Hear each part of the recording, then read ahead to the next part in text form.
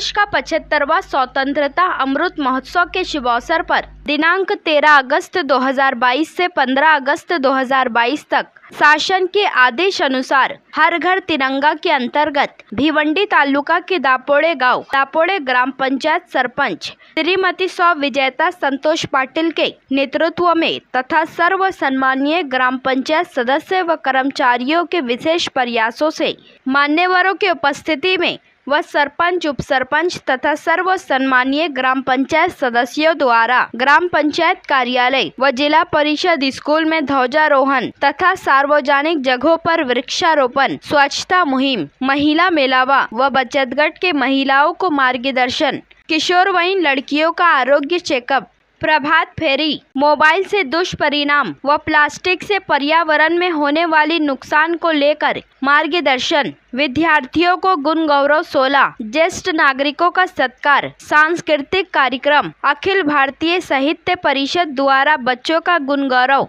सहित दापोड़े ग्राम पंचायत द्वारा दिनांक 13 अगस्त 2022 से 17 अगस्त 2022 तक अनेकों कार्यक्रम का आयोजन किया गया। इस अवसर पर सरपंच श्रीमती सौ विजेता संतोष पाटिल, उप सरपंच जया राजू पाटिल, माजी सरपंच व विद्यमान सदस्य प्रेमनाथ गोपीनाथ पाटिल, अपर्णा मनीलाल पाटिल, सचिन भास्कर पाटिल, योगिता दिलीप पाटिल, चिंतामन रामकृष्ण पाटिल, विजय गोपीनाथ पाटिल, सुमती बलिराम चौधरी, ग्राम सेवक गणेश वाड़विंदे, बांधकाम व आरोग्य समिति के माजी सभापति व विद्यमान सदस्य जिला परिषद थाने कुंदन पाटिल, भाजपा के भरत पाटिल, पुलिस पाटिल दापोड़े विजय पाटिल, ज्येष्ठ शिवसैनिक तुलसीराम पाटिल, समाज सेवक संतोष पाटिल, मनीलाल पाटिल, सचिन चौधरी, अतीश पाटिल सहित भारी संख्या में मान्यवर तथा सर्व सम्मानीय ग्राम पंचायत सदस्य, कर्मचारी, महिला बचत गट, महिला मंडल, ग्रामस्थ मंडल, शिक्षक, विद्यार्थी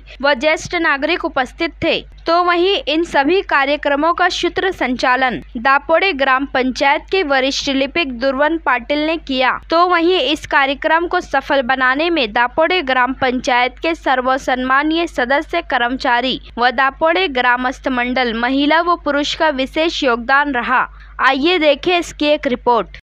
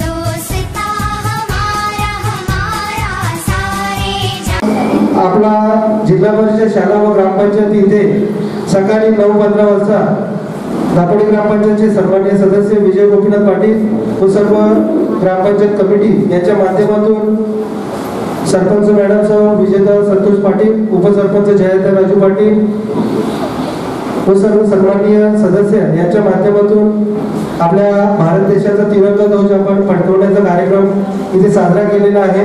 शासनाच्या मान्यतेने दिनांक 13/8/2022 व ते दिनांक 15/8/2022 या दिवसापासून आपण प्रत्येक घरावर तिरंगा ध्वज फडकवलेला आहे.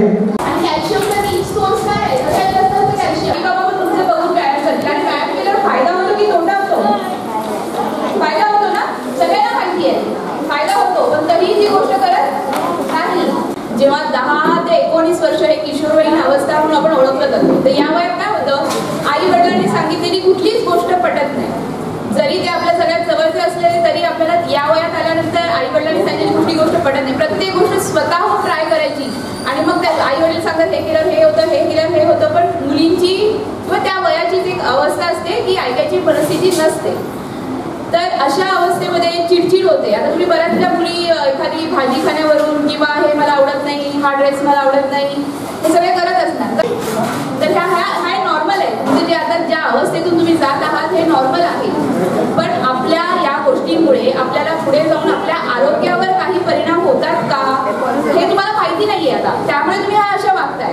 ठीक आहे, आताचं जे तुमचं वय आहे या वयामध्ये तुमचं आहार हा योग्य असला पाहिजे. डॉक्टर असो, इंजिनियर असो, पायलट असो, कोणतंही क्षेत्र असं कमी नाही की तिथे महिला नाही. सर्व ठिकाणी महिला आहेत आणि मला एकच विनंती करावीशी वाटते की या महिला आहेत ते आज मुलांना ते शिकवतात.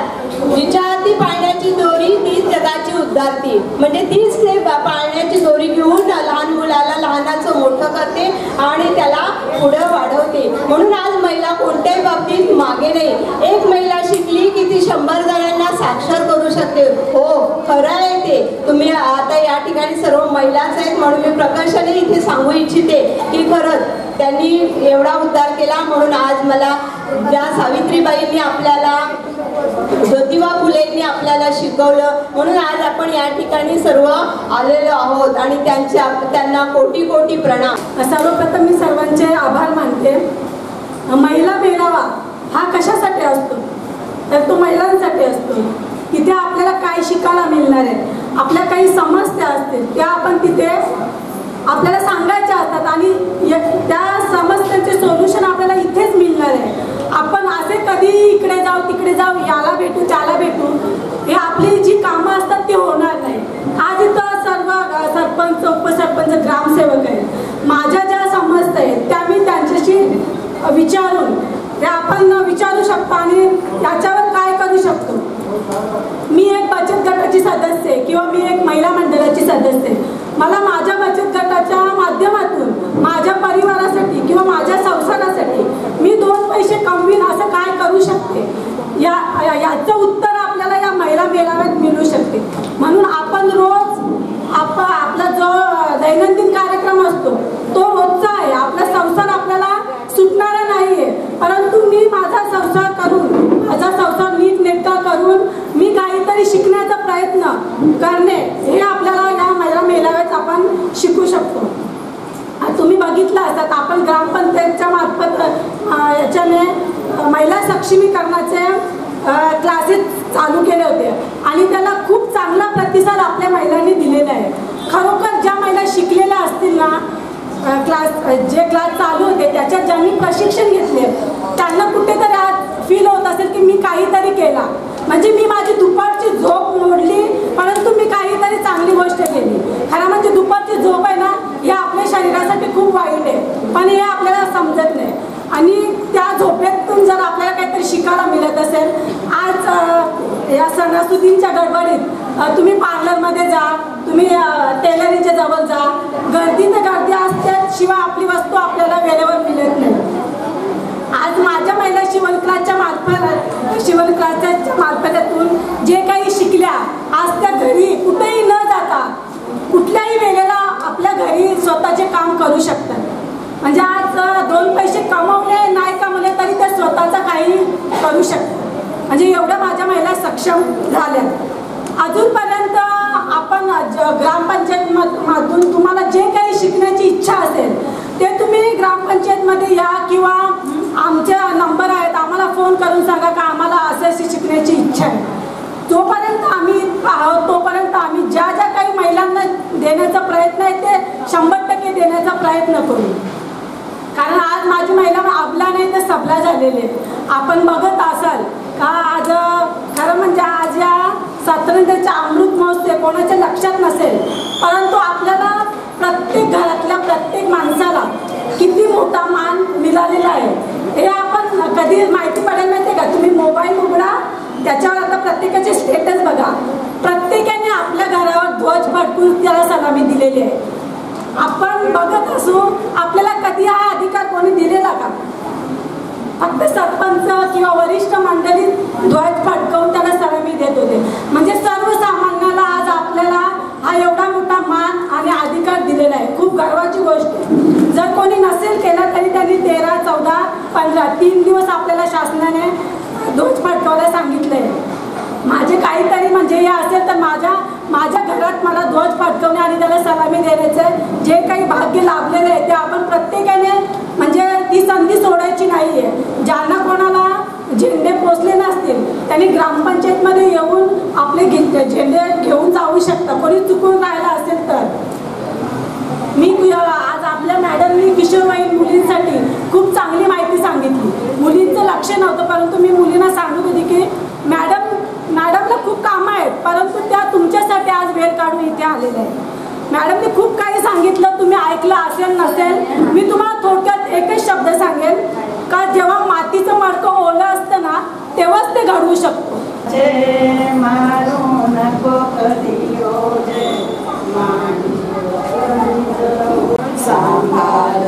मागे पुढे माझा लाडका ईश्वर, याग साऱ्या जणी करू रोपाची लावणी, योगेश्वर पाहू त्यात देऊ ममतेने पाणी, रे वाऱ्या हलुए रे झोके रे तळाने गारे.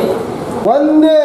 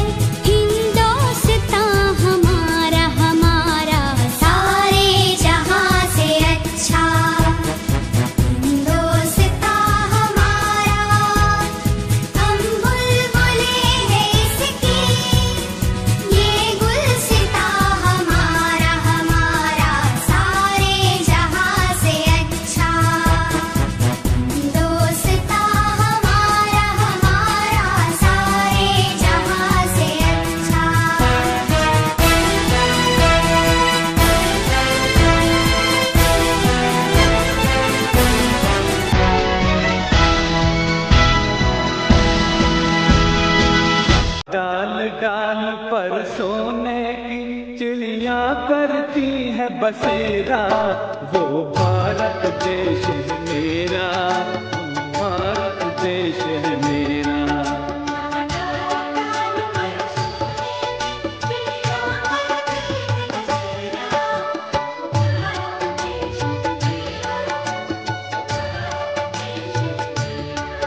जहाँ सत्य अहिंसा और धर्म का पग पग लगता डेरा, वो भारत देश है मेरा, भारत देश है मेरा।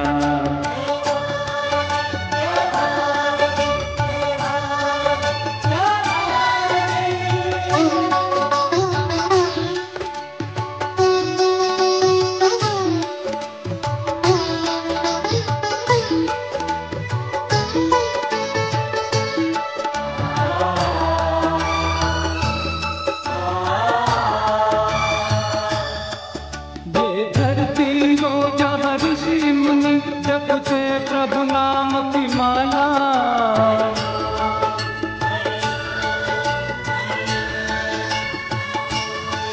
जहाँ हर बालक एक मोहन है और राधा एक बाला, और राधा एक बाला। जहाँ सूरज सबसे पहले आकर डाले अपना फेरा, वो भारत देश मेरा, भारत देश है मेरा।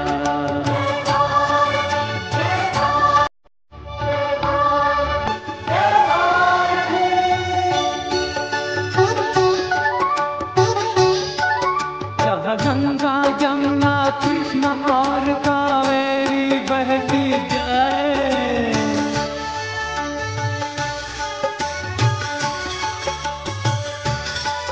जहाँ उत्तर दक्षिण पूरब पश्चिम को अमृत पिलवाए, ये अमृत पिलवाए।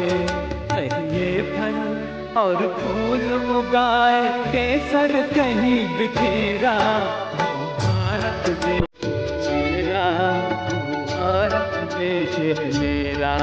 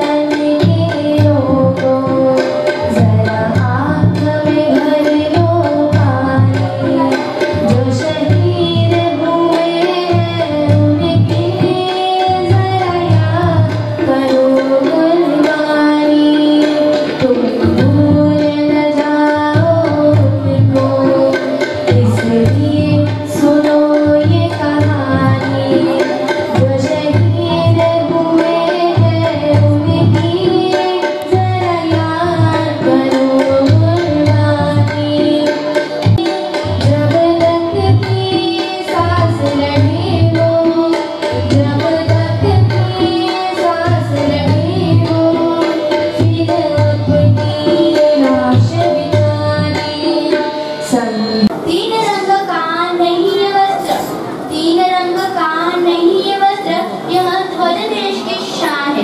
और तीन रंग में रंगा हुआ यहाँ अपना हिंदुस्तान है। और तीन रंग में रंगा हुआ यहाँ अपना हिंदुस्तान है। अशा ये तिरंगी झेंड्याला माझा मान समुद्र। मित्रांनो, स्वातंत्र्य दिनाच्या सर्वांना खूप खूप शुभेच्छा।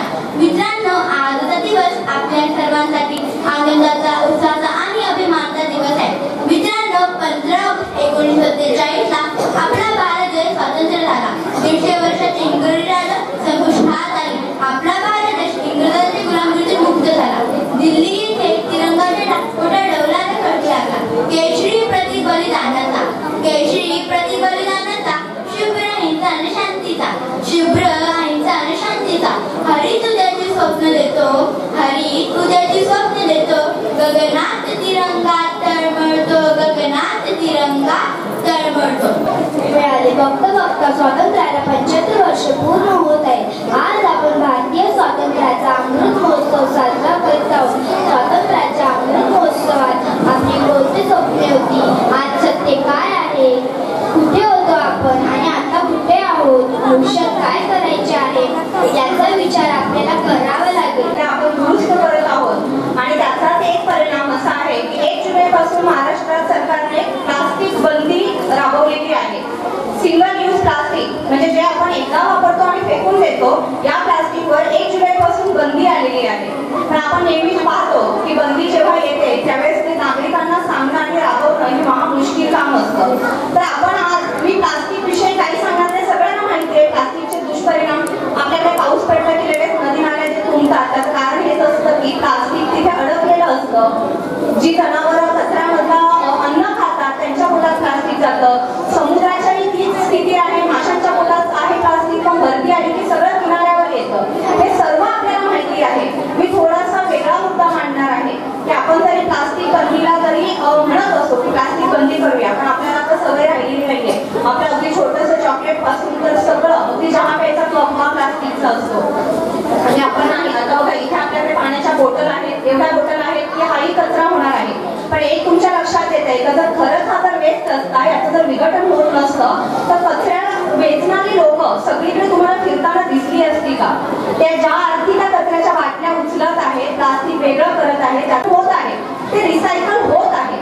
मग आपण फक्त हा मुद्दा लक्षात घेऊया की प्लास्टिक तर वापरणारच आहोत, तर ते आपण बेजबाबदारपणे कुठेही फेकून देणार नाही आहोत, ते जाळणार नाही आहोत, कारण ते पुरणारही नाही आहोत। कारण तसं त्याचं विघटन होत नाही, अजूनही आपल्याला माहित नाही की प्लास्टिकला विघटन व्हायला किती वर्ष लागणार आहे। मोहेंजोदडो मध्ये आपण पाहतो की जे खापर तिथे सापडलेलं आहे हजारो वर्षांपूर्वीचं, जर मातीचं खापर जर नाही तर विघटन होत आहे, तर प्लास्टिक होईल की नाही याचा आपल्याला अजून बरेच वर्ष गेल्यानंतर अंदाज येणार आहे। जुगाडो देश म्हटला जातो, प्रत्येक गोष्टीचा आपण पुरेपूर वापर करतो। या प्लास्टिक पासूनही अनेक वस्तू बनवणारे कारखाने आहेत, स्वतःचा पैसा खर्च करून। कारण आपल्याकडे जसे बेजबाबदार आहेत तसेच काही लोक अगदी देशासाठी स्वतःचं आयुष्य वेचणारे आहेत।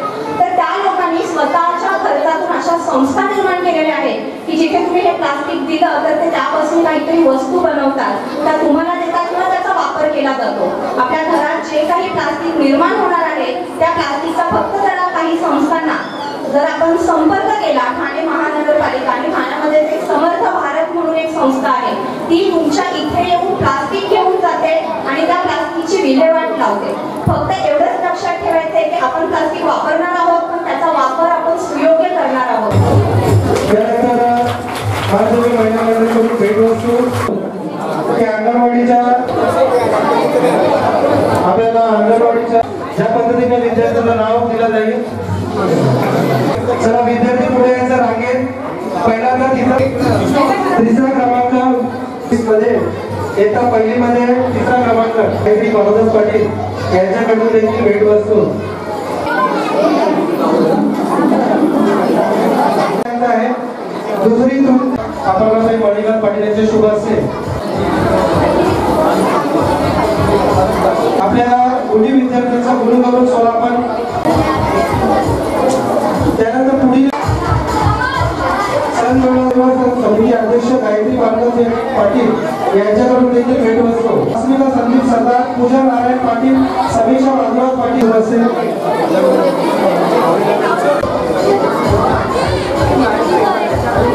महिला मंडळाकडून भेटवस्तू गावदेवी महिला मंडळ आपल्या सभास्य पारितोषिक वितरण करायचं आहे. त्यानंतर पाटील, वेदिका शशिकांत पाटील आहे, कीर्ती हनुमान मडवी, यश संजय पाटील वर्षामध्ये एकटा 10वी झालेला आहे. त्यानंतर पुढील विद्यार्थी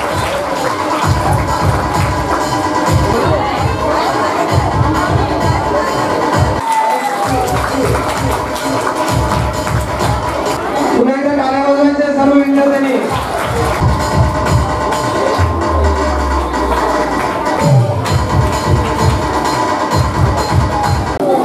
आज 15 ऑगस्ट स्वातंत्र्य दिवसानिमित्त आपण आज ज्या लोकांनी, ज्या महात्मांनी आपल्या देशाला स्वातंत्र्य मिळवून दिलं, त्यांना आज आपण साष्टांग नमस्कार करून त्यांचे गुणगान गात असतो. गेले 3 दिवस हा सोहळा चालू आहे, महोत्सव चालू आहे. आपल्या पंतप्रधानांनी तर डिक्लेअर केलेलं आहे की हर घर तिरंगा, घर घर तिरंगा. या अनुषंगाने आपल्या देशाचे पंतप्रधान यांनी आपल्या सर्व देशातील लोकांना जागृत केलेले आहे की आपण आपल्या तिरंग्याचा मान आपण राखला पाहिजे आणि त्याला आपण सलामी दिली पाहिजे, त्याच्यावर प्रेम केलं पाहिजे. याच्यासाठी सर्व गावकर बंधूंनी आपल्या सर्व घरांवर आपला तिरंगा लावलेला आहे आणि आपली मानवंदना त्याला दिलेली आहे. असे आपले देशाचे पंतप्रधान जगाच्या कमिटीमध्ये अध्यक्ष आहेत ते आणि जगामध्ये आपला नावलौकिक करीत आहेत. अशा आपल्या देशासाठी आपण पण काहीतरी करू शकतो, देशासाठी, या गावासाठी. म्हणून आपण प्रयत्न करायचा आहे. 75 स्वातंत्र्य दिनी महोत्सव, अमृत महोत्सवाच्या सर्वांना शुभेच्छा देतो. सर्वप्रथम आपल्याला सर्वांना कळकळीची ही विनंती करतो की समाज कार्य डोळ्यासमोर ठेवून बोलण्याचा प्रयत्न करतो. न जाणं याच्यातून धर्मशास्त्र किंवा राजकारण याच्यावर वापरला गेला तर मला क्षमा द्या. आज 15 ऑगस्ट 75वा स्वतंत्रता दिन आपण किती उत्साहाने, आनंदाने, थाटाने साजरा करतो, परंतु आपण एक नक्की विसरतो. ज्या नेत्यांनी, ज्या कार्यकर्त्यांनी, ज्या पुढाऱ्यांनी आपल्याला हा स्वातंत्र्य मिळवून दिलेला आहे, त्या थोर नेत्यांना आपण विसरतो. या 2 नेत्यांपैकी मी आपल्याला एक थोर नेत्याची आठवण करून देतो.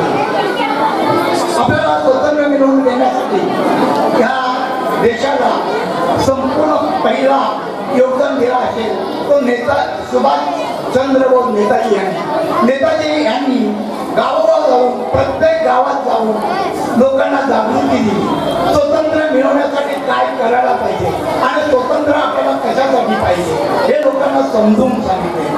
आणि हे समजून सांगताना इंग्रजांना कोणीतरी त्यांची खबर दिली की नेताजी हे गावोगाव स्वतंत्रबद्दल लोकांना कल्पना देत आहेत. तेव्हा इंग्रज सरकारने नेताजींना एक नोटीस दिली की देशामध्ये कुठेही तुम्ही स्वतंत्रबद्दल जर बोलले तर तुम्हाला काळ्या शिक्षेची सजा होईल. नेताजींनी तरी सुद्धा न डगमता आपलं कार्य चालू केलं. पण ते कार्य चालू करताना त्यांनी कीर्तनाच्या माध्यमातून त्यांनी कार्यक्रम चालू केले. प्रत्येक गावोगाव त्यांनी कीर्तनाचे उत्सव ठेवले आणि तिथं त्यांनी जागृताची ही केली. असे करता करता नेताजींनी बरेचसे सभासद या स्वातंत्र्य दिनासाठी मिळवले आणि हे सभासद मिळवले, पण सगळे सभासद एकत्र आले नव्हते.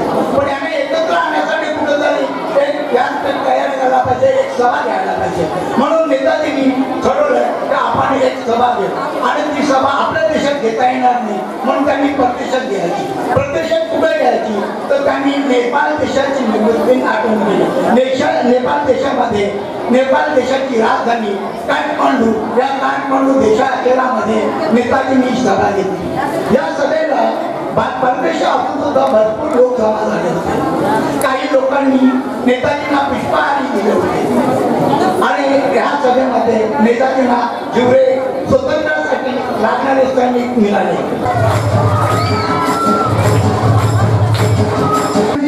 सन 2020-21 मध्ये पदवी हे जास्तीत जास्त मी महिलांना आवर्जून सांगतो की महिला स्वयंपाक करत असताना एकीकडे स्वयंपाक एकीकडे त्यांचा मोबाईलचं लक्ष असतं, तिकडे भाजी करपून जाते, वरण ओतून जातं, भात करपून जातं, तरी सुद्धा त्याचं लक्ष नसतं. काही काही महिला कसं बघितलं की मुलांना एखाद्या गाडीत बसवतात आणि आपलं मोबाईल शिकवतात. मुलांना समजा अभ्यास करा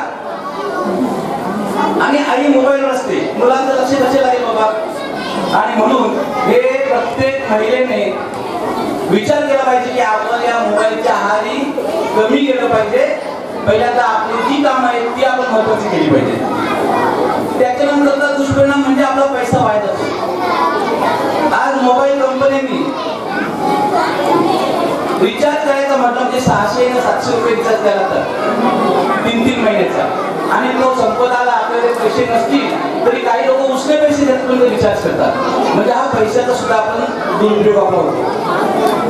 त्यानंतर डोळ्यांची, आपले डोळे, आता मी सुद्धा माझा अनुभव सांगतो की मला वयाच्या 45-46 वर्षापर्यंत चष्मा लागला होता, पण जेव्हा मोबाईलमध्ये व्हॉट्सअप आला, वेगवेगळे हे आले ऍप आले आणि आपण सारखे मोबाईल आल्यानंतर आपल्याला चष्मा लागतो. म्हणजे आपले चांगले डोळे सुद्धा आपण या मोबाईल मध्ये खराब केलेले आहेत. याची प्रत्येकाने लक्ष द्या की मोबाईल किती वापरायचा.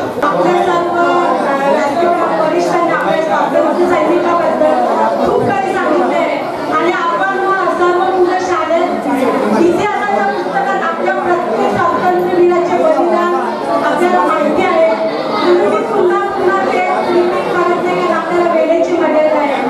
न राहता आज मला जवळजवळ 3 वर्षापासून माझ्या मुली, माझी मैत्रिणी सर्व दिसतंय. खूप आनंद होतो मला आणि वेळेचं हे असून सुद्धा मला काहीतरी बोलावं असं वाटतं. तर आज माझ्या शांत असलेल्या मुली, मागे बसलेल्या मुली आणि जे आपल्या दापोडेगावचे आजचे विद्यार्थी उद्याचे शिल्पकार आहेत त्यांना 2 शब्द सांगण्याचा काहीतरी प्रयत्न करेन. प्रत्येक मुलीचा हा प्रश्न असतो, परंतु काही मुली विचारतात, काही मुली विचारत नाही, काही मुली नाराज होऊन बसतात.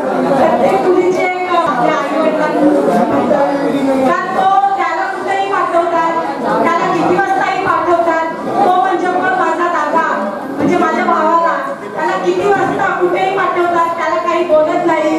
मला सांगतात तिथे जाऊ नको, तिथे जाऊ नको. अशीच एक मुलगी आपल्या आईला मी सांगत असते, कुठेही पाठवते, मला सांगते इथे जाऊ नको, तिथे जाऊ नको. आणि नेहमीप्रमाणे ती आई त्या मुलीला समजावत असते. तेवढ्यात तिचे बाबा बाहेरून येतात आणि त्या मुलीचे आणि आईचे जे संभाषण चालू असते ते बाबा ऐकतात. ते बाबा त्या मुलीला सांगतात, चल आपण दोघं आज बाहेर फिरून येऊया. आणि मग ते वडील त्या मुलीच्या हाताला पकडतात आणि तिला बाजारात घेऊन जातात. की तुम्हाला लोखंड म्हणतात, लोखंडाची पण जी उपलब्धता आहे ती काही अशी जशी नाहीये, तेही खूप मजबूत आणि टणक आहे. परंतु मी चमकत राहावं, कडक राहावं की ऊन वाऱ्या पावसात गंधत राहावं हे तुमच्या हातात आहे. तुम्ही कधीतरी आपल्या आजीबरोबर बसा आणि विचारा की माझ्या वडिलांना, माझ्या आईला कशा प्रकारे शिक्षण दिलेले आहे. ते तुम्हाला सांगतील, तेव्हा तुम्हाला शिक्षणाची आणि तुम्हाला ज्या वस्तू मिळतात त्याचा उपभोग कसा घेता येऊ शकतो याची कल्पना येईल. खरोखर अमृत महोत्सव साजरा करत असताना आपल्या देशासाठी बलिदान दिलेले जे हुतात्मे आहेत, ज्यांनी जेल भोगली, ज्यांनी देशाला स्वातंत्र्य मिळण्यासाठी संघर्ष केला, अशा लोकांना खऱ्या अर्थाने ही श्रद्धांजली आहे. तसेच आज या कार्यक्रमानिमित्ताने, कार्यक्रमाला खरं तर उशीर झालेला आहे, थोडक्यात आपण जे 2 विषय घेतलेले आहेत त्या विषयावर मी बोलतो आणि माझ्या मोबाईलचा दुष्परिणाम. मोबाईलचा दुष्परिणाम म्हणजे मोबाईल हा असा एक आपल्या जीवनातला घटक बनलेला आहे की आपल्याला जेवण मिळत नाही तर चालेल, पण मोबाईल चार्जिंग पाहिजे. या मोबाईलवर जगातल्या वाईटातल्या वाईट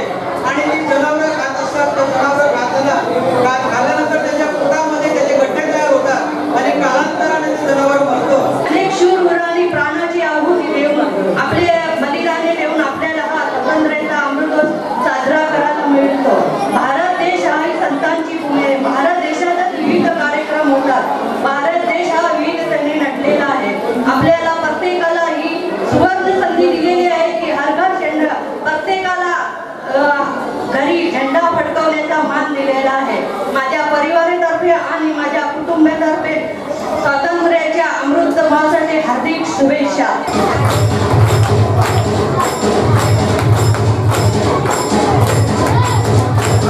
मनोज पाटील पतीचे काय मोठे संतोष पाटील यांची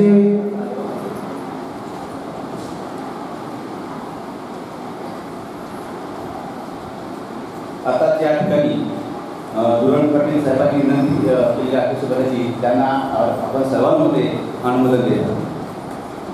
धन्यवाद. मी कार्यक्रमाची सुरुवात आपण गणेश पूजनाने करतो. त्यानंतर आपण सरस्वती मातेची विद्येचे प्रतीक सरस्वती मातेचं पूजन करणार आहोत. त्यानंतर कार्यक्रमाची सुरुवात दीप प्रज्वलनाने आपण करणार आहोत. मी उपस्थित व्यासपीठावर सर्व मान्यवरांना विनंती करतो की आपण पूजनासाठी गणेश पूजनासाठी आपण यायचं आहे. हिंदू धर्माचे आराध्य दैवत गणेशाचं पूजन अनिवार्य पावण्याचे शुभासे होत आहे. वक्रतुंड महाकार्य सूर्यकोटी समप्रभ निर्विघ्नं कुरु.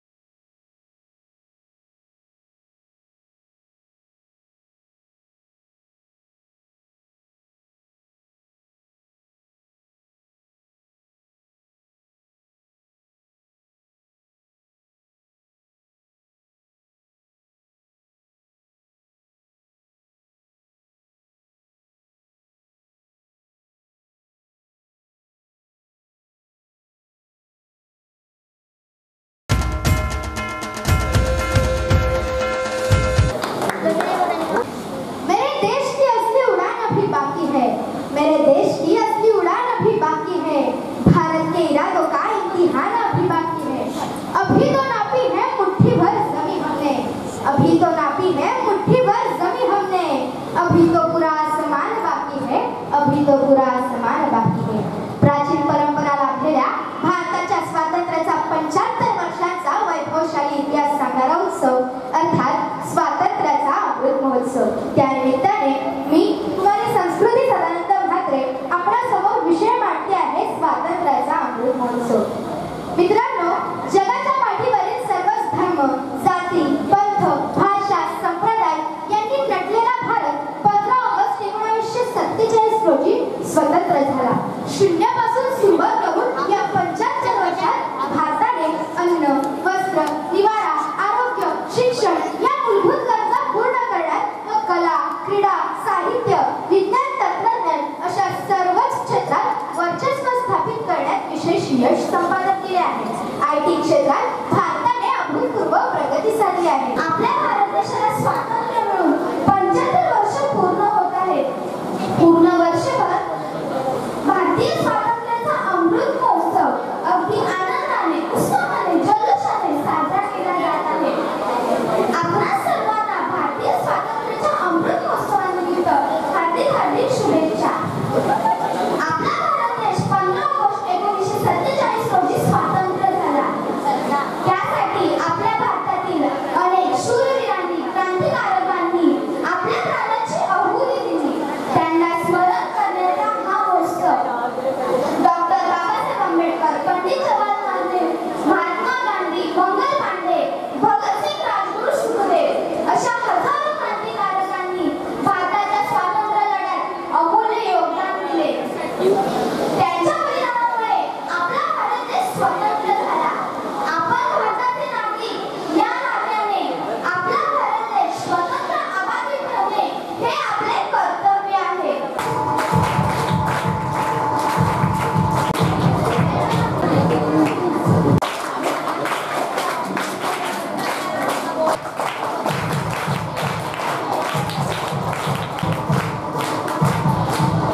आपला भारत देश सुमारे 300 वर्ष स्वातंत्र्य होता। त्याच्या मुक्तीसाठी त्यांनी केलेला संघर्ष मोठा व कठीण होता। भारताला स्वतंत्र मिळवून देण्यासाठी अनेक महान स्वतंत्र सैनिकांनी आपले अमूल्य योगदान दिले। आज 90 वर्षात आपल्या देशाने खूप काही यश मिळवले आहे। आपला भारत देश 15 ऑगस्ट 1947 रोजी स्वतंत्र झाला। आज आपला भारत देश 15 ऑगस्ट 2002